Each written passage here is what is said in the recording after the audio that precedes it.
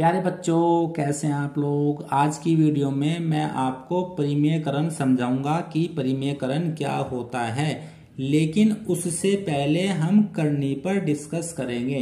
परिमेयकरण को समझने से पहले हमें करनी को समझना होगा।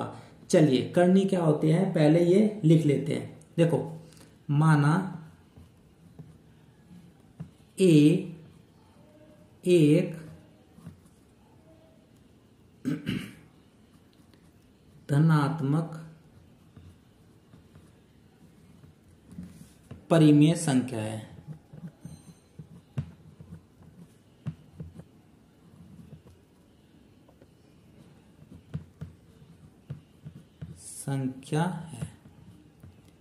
यहां तक आपकी बात समझ में आ गई होगी।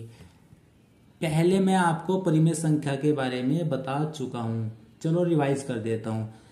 जिन संख्याओं को P/Q के रूप में लिखा जा सकता है, जहां P और Q पूर्णांक होते हैं और Q का मान कभी भी 0 नहीं होता, ऐसी सभी संख्याएं परिमेय संख्याएं कहलाती हैं। ठीक है। तथा n एक धनात्मक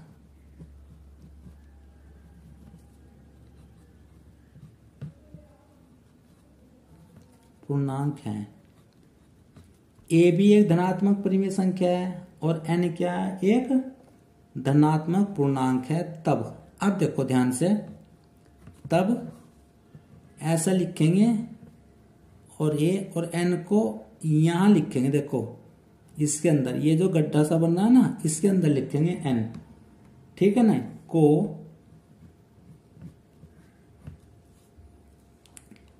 n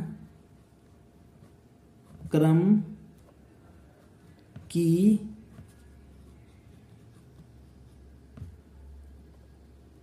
करनी कहते हैं।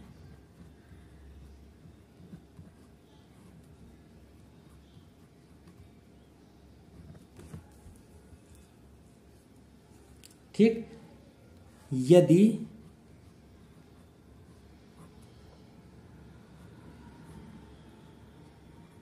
एक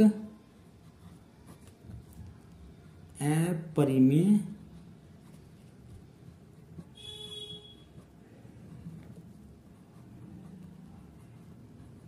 संख्या है। अब देखो प्यारे बच्चों, परिभाषा तो मैंने आपके सामने लिख दी है, लेकिन एग्जाम्पल की दृष्टि से इसे हम समझने का प्रयास करते हैं। देखो फॉर एग्जाम्पल, पहला एग्जाम्पल लेते हैं हम। A4 लिया और इसकी करनी ली मैंने 2। अब ये हो जाएगा 4 की पावर 1/2। 4 को लिखेंगे 2 की घात 2 और उसमें गुणा का नियम लगा देंगे, इससे कट जाएगा, आंसर आ जाएगा 2। अब ये जो 2 है, ये हमारे पास में एक परिमेय संख्या आ गई।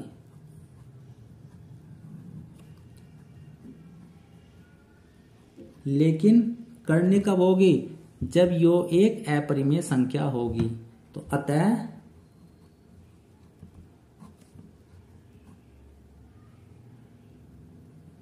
एक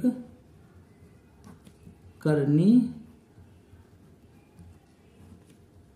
नहीं है। मेरे ख्याल से बात आपकी समझ में आ गई होगी।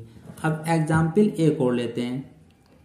मान लो हम इसी 4 को लेते हैं और यहां जो n की वैल्यू है वो 1 ले लेते हैं, तो 4 की पावर का जो एक रूट होगा 1/1 होगा, इसे भी 4 लिखेंगे। तो ये भी कैसी संख्या है, परिमेय। जब ये परिमेय संख्या है तो 4 का जो एक रूट है वो है करनी नहीं है। मेरे ख्याल से भी बात आपकी समझ में आ गई होगी। अब एग्जाम्पल नंबर हम 3 लेते हैं। देखो ये है 4, अब मैंने 1 लिया, 2 लिया, अब मैं ले लेता हूं 3।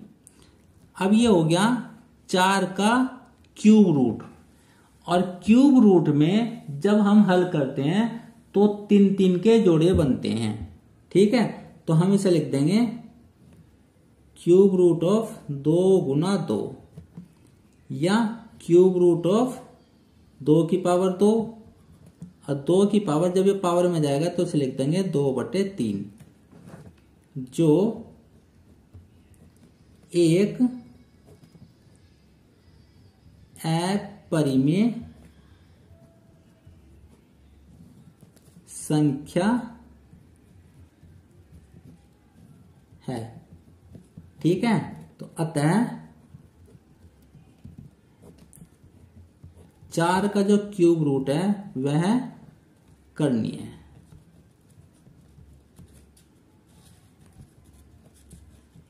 मेरे ख्याल से ये बात आपकी समझ में आ गई होगी।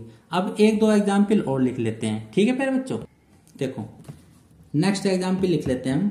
और वो लिखा है मैंने 125 का क्यूब रूट, और इसको लिखा मैंने 125 के क्यूब रूट को 5 गुना 5 गुना 5, यहाँ आ गया 5 की पावर 3 की पावर 1/3, तो आंसर आ गया 5। 5 से 3 से 3 कट गया, तो 5 कैसी संख्या होगी?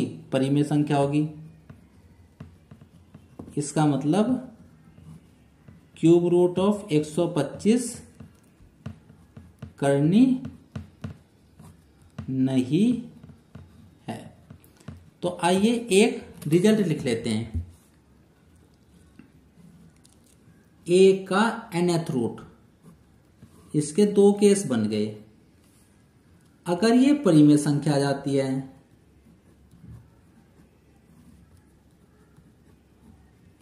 तो यह करणीय नहीं होगी। ठीक, और अगर ये अपरिमेय संख्या आ जाती है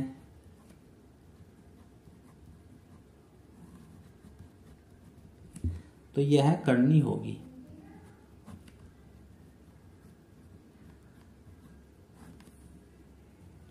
मेरे ख्याल से यह बात आपकी समझ में आ गई होगी। जहां a धनात्मक परिमेय संख्या है और n एक धनात्मक पूर्णांक है। मेरे ख्याल से बात आपकी समझ में आ गई होगी। ठीक, अब देखो, अब जैसे अंडर रूट ऑफ 5 है, अंडर रूट ऑफ 7 है,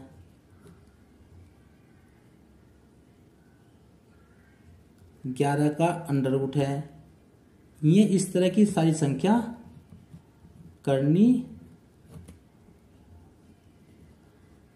कहलाती है।